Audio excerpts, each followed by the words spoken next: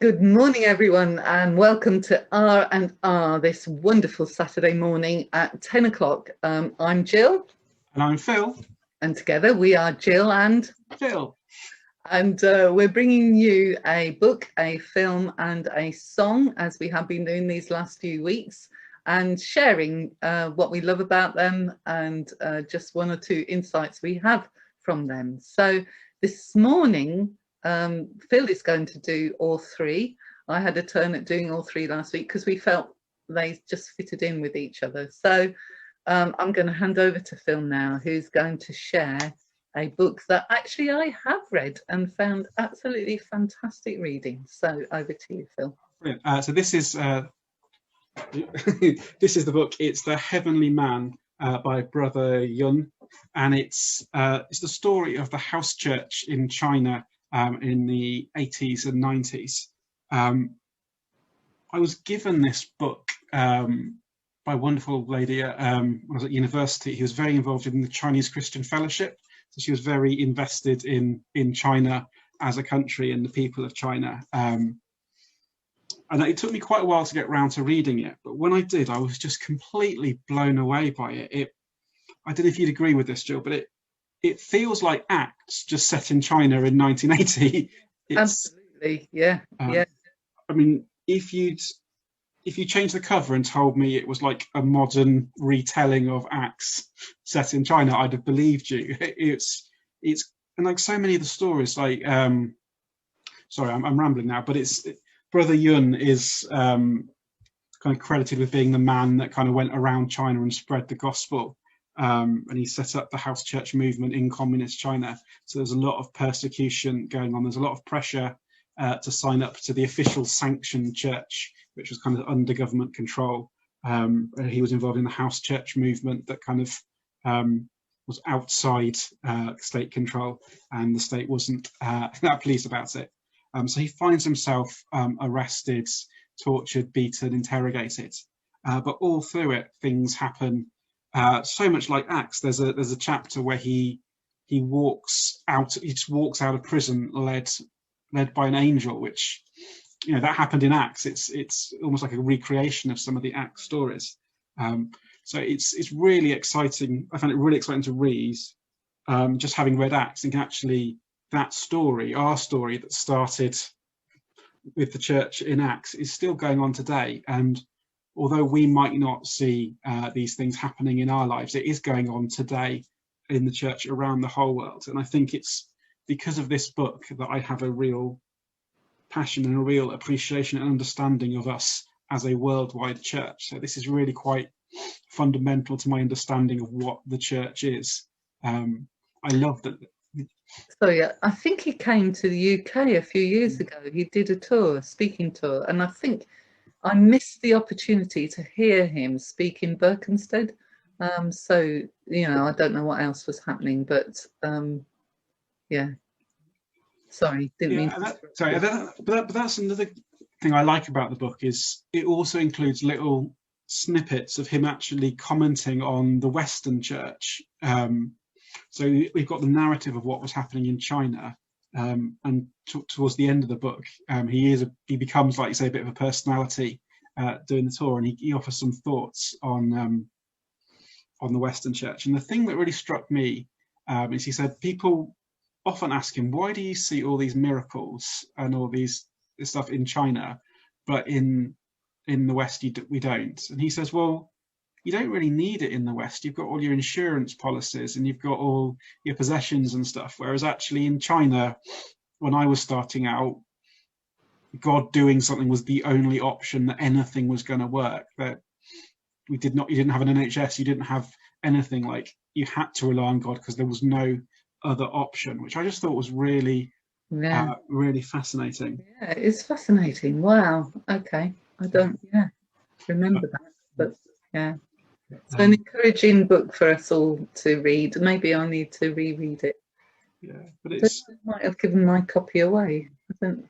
Yeah. But the other thing is just the way that the church is growing in China, and with that idea of us as a worldwide church. Because when the census data is just all collated, we're going to hear lots of newspaper stories about how the church is is dying. So, well, actually, if you look in China, if you look in Africa, it ain't dying worldwide. And I think there's more to the census data than which I won't go into now, but it's a really uplifting book.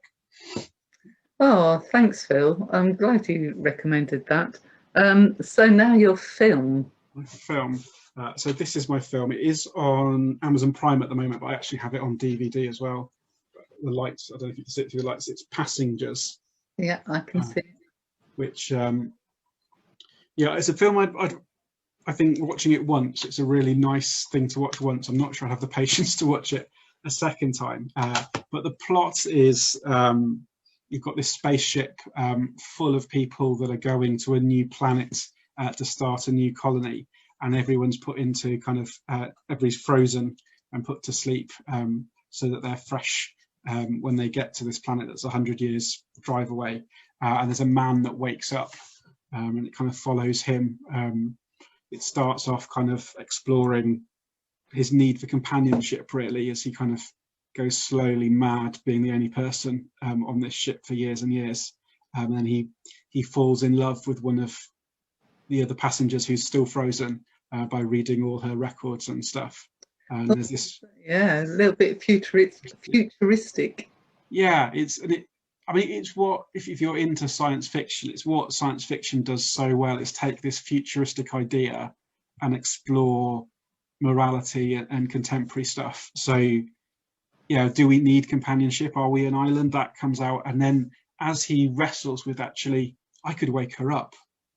But is that right to wake her up? So he's kind of explores a lot of kind of ethical questions alongside that, and then they have to have a meteor storm and some danger and some things blowing up, just to keep it interesting. And then she does wake up, presumably. Yeah, and he does wake her up. Yeah.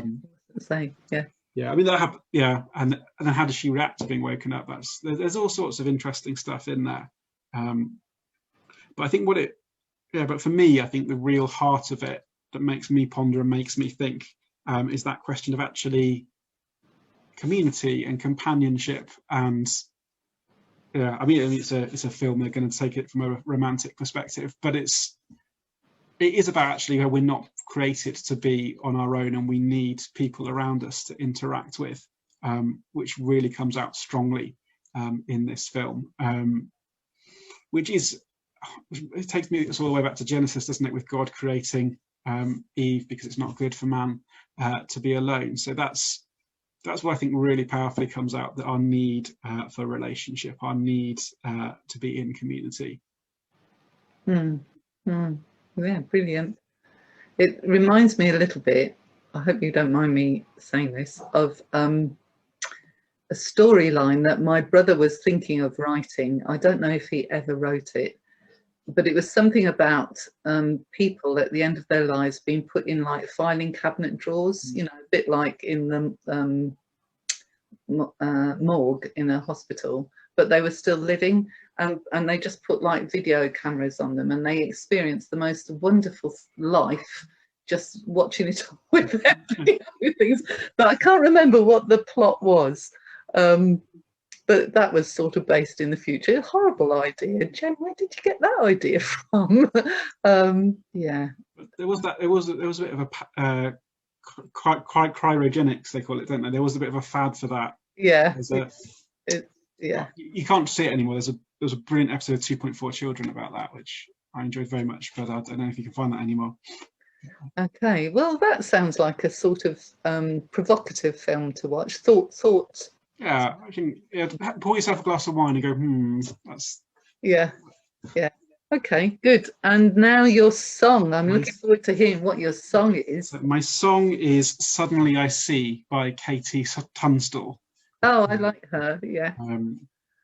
So the chorus that kind of brainworms me, which is Suddenly I See, This Is What I Want to Be. And the song's all about this girl that Katie Tunstall sees the girl and is like, oh, I want to be like that. And she kind of, which is interesting because I built a whole theology around this before I found out what the song was actually about.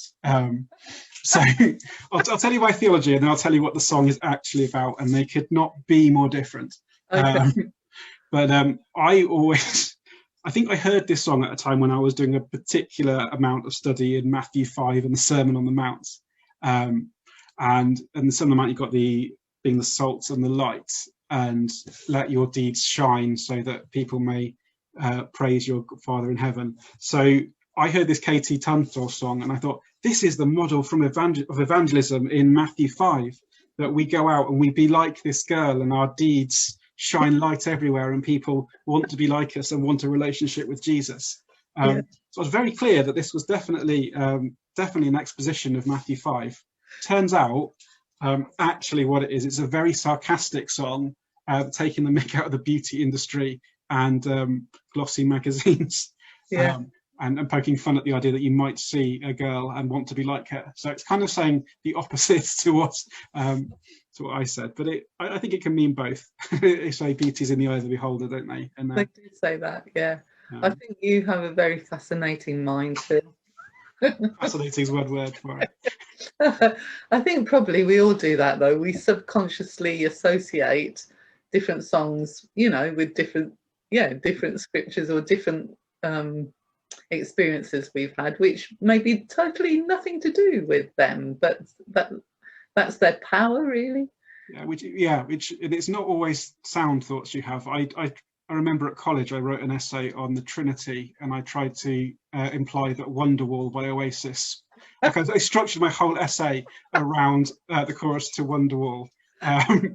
And my doctrine teacher was not impressed with that essay. So how disappointing.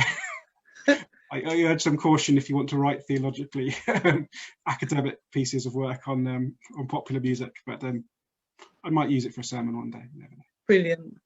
Well, I'm going to listen to that now. I think it's quite a beaty song, isn't it? Yeah. It's a really funny, it's a good fun video that goes with it as well if you look it up brilliant. on YouTube. Okay. All right, well, that's the end of our R&R this morning. So we hope you've enjoyed it. Hope you'll enjoy Phil's recommendations, which are The Heavenly Man, Passengers, the film, and Suddenly I See by KT Tunstall. Yeah, which will be linked on this video. So take care, God bless, and see you all another day. Bye.